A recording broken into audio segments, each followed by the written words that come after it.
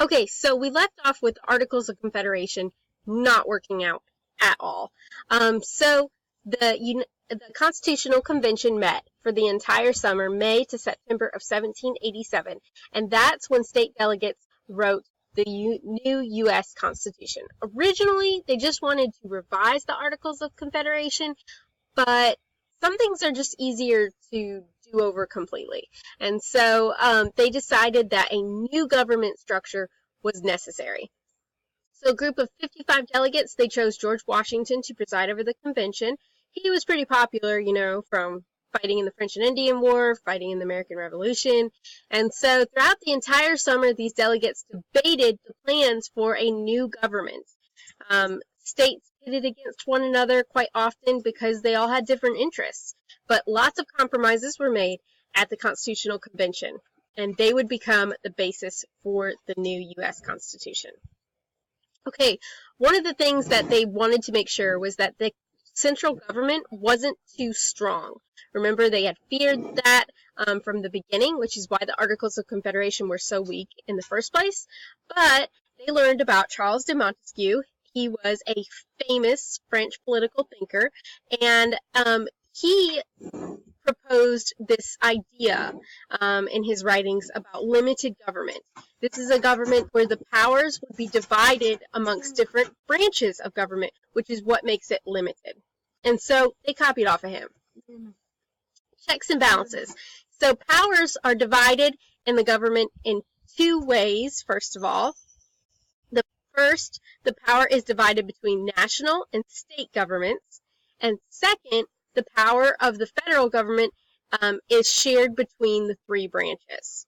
Okay, so there are three branches: the executive, the judicial, and the legislative. Remember, there was only the legislative, only a Congress under the Articles of Confederation.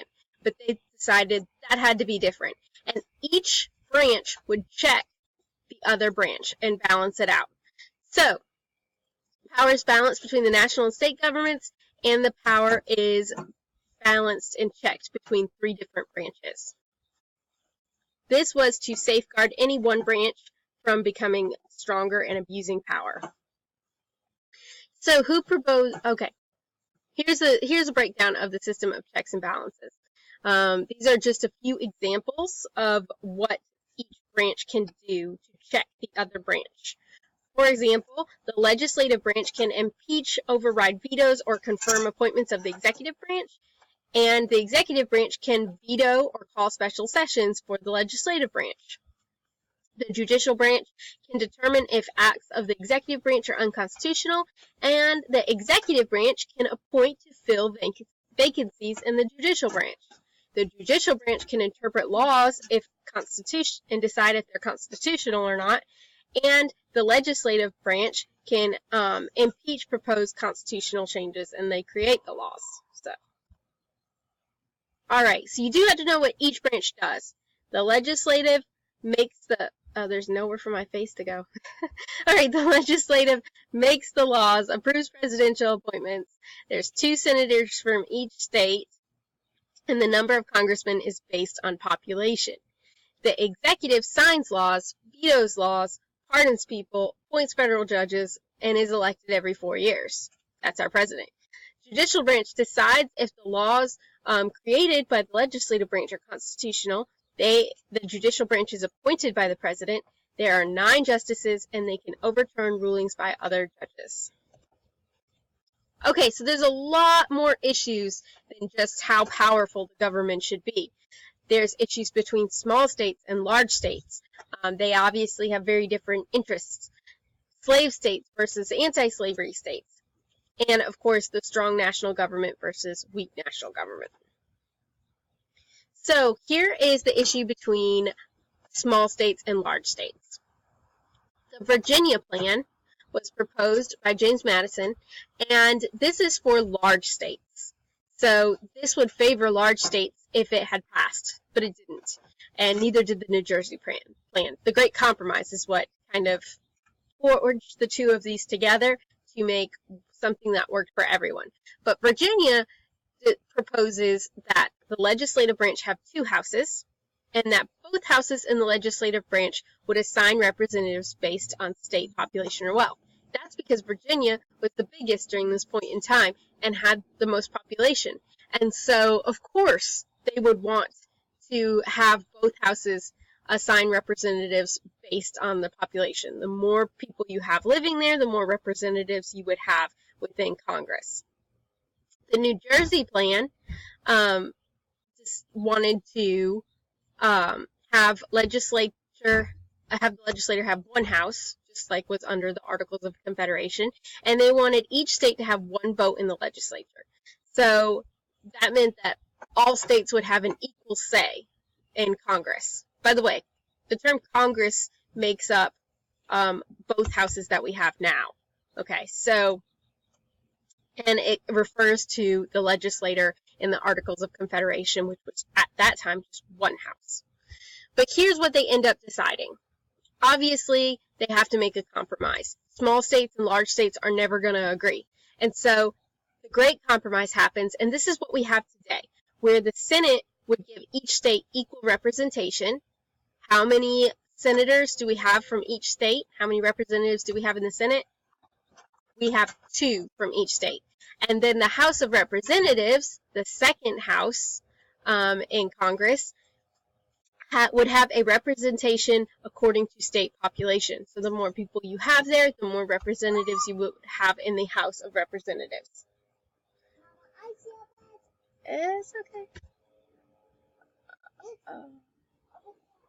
Hold on a second. Okay, sorry, had to do a mom thing. Kill a bug.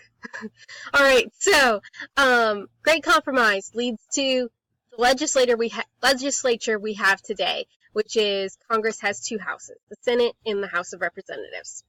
One is based on equally throughout every state. Every state has 2 senators, 2 representatives in the Senate, and then every state also has representatives in the House of Representatives based on population. So the more people you have, the more representatives you have.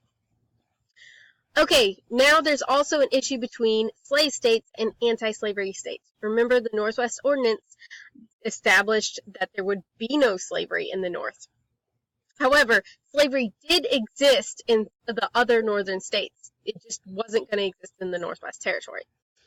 So slavery existed in pretty much all states during this point in time when this was debated, but southern states obviously depended on slave labor for their economy, and so this is way more important issue to them. And so the southern states wanted to be able to count their slaves as part of their population. Crazy. So northern states thought no, because that means the southern states would have more say, even though the slaves in those states have no say, which is not fair at all. I'm sure they didn't want it done for moral reasons, but they did not want the southern states to be able to count their slaves. The northern states resisted, and that's when the 3/5 compromise was made. The 3/5 compromise allowed states to count 3/5 of their slave population. So every 5 slaves would count as 3 persons within their population. This would allow them to have more representatives in the House of Representatives. And to protect the practice of slavery, states with large numbers of slaves demanded that the compromise include new provisions for the government to allow the continuation of the slave trade for 20 years. That's right, because they were afraid that it would be banned and no more slaves could come into the country. So for 20 years, the slave trade could continue. And they also wanted northern states to return runaway slaves to their owners.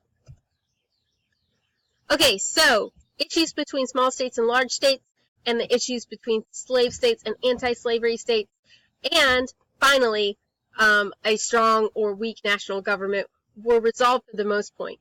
And so a final draft is complete. So 39 of the 55 delegates signed the final draft of the United States Constitution on September 17, 1787, and the proposed Constitution was then sent to each state for ratification at the state convention. So now there's going to be 2 different groups, Federalists versus Anti-Federalists. And both of these groups have competing interests. So writing the Constitution was just the first step, but states had to accept or ratify this document. So as the contents were published, a group of influential people spoke out, and that was the Anti-Federalists. And then another group emerged known as the Federalists, who promoted the ratification of the document as it had been drafted at the Constitutional Convention. So these two groups would debate over the ratification process. Anti-Federalists believed that the national government created by the Constitution would be too powerful, and so that would eliminate the power of the states. And they also argued that it did not describe the rights guaranteed to the states and to each citizen, and so they did not want it ratified. Patrick Henry and George Mason were prominent Anti-Federalists. The Federalists did not agree that citizens were left vulnerable at all by the new Constitution. They thought that listing a specific list of rights would actually limit the rights of the citizens to only those listed. And they believed that the Constitution was designed in such a way that it protected citizens from concentration and abuse of power at the federal level because they had created this limited government structure that would be checked and balanced. Alexander Hamilton and James Madison were the men credited with the basic foundation of the new Constitution, and they were the leading Federalists. So each state held its ratification convention. 9 states were needed to secure the Constitution as framework for the United States government, and 5 states, Delaware, Pennsylvania, New Jersey, Georgia, Connecticut, ratified the Constitution very quickly.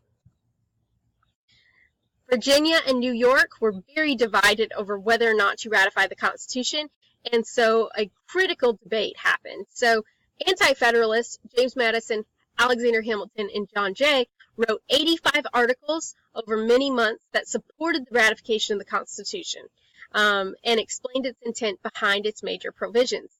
These were called the Federalist Papers. These essays laid out a series of reasoned arguments to persuade the people of New York that the new Constitution actually protected and strengthened the United States at the same time. Okay, so Anti-Federalists, they're not having it. So they decided that a compromise had to be made, and this compromise would be adding a Bill of Rights. So there was already an English Bill of Rights, and so they kind of mimicked that by adding their own Bill of Rights to the U.S. Constitution. And James Madison, actually, he was a Federalist, but he was the one who ended up writing the Bill of Rights.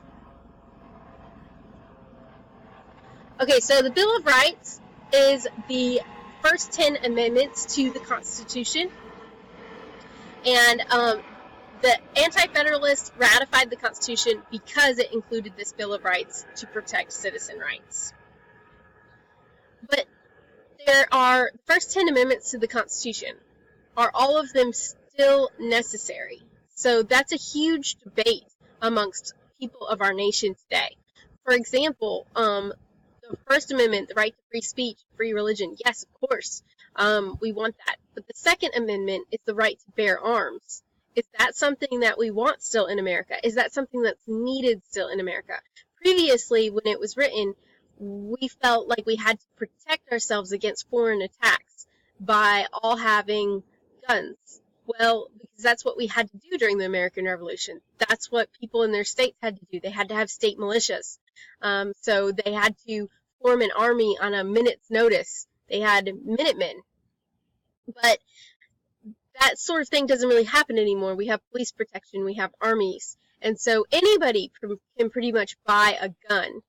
And are there more people killing other people with guns today? And would that sort of thing not happen? People are scared maybe to go to big festivals or big concerts or outings or protests even because there's this idea that they might encounter somebody with a gun who can kill a large amount of people in a very short period of time. So is it outdated? It's very hard to change. And so I'll leave that to you guys to debate. But, and I know we debated it a little bit in class, but that's something to think about. Is the Bill of Rights, was it necessary? Was James Madison and Alexander Hamilton right in saying that it wasn't necessary and that it actually would cause more harm than good? Have we progressed to a point where it needs to be altered or changed. It has been added onto throughout the times.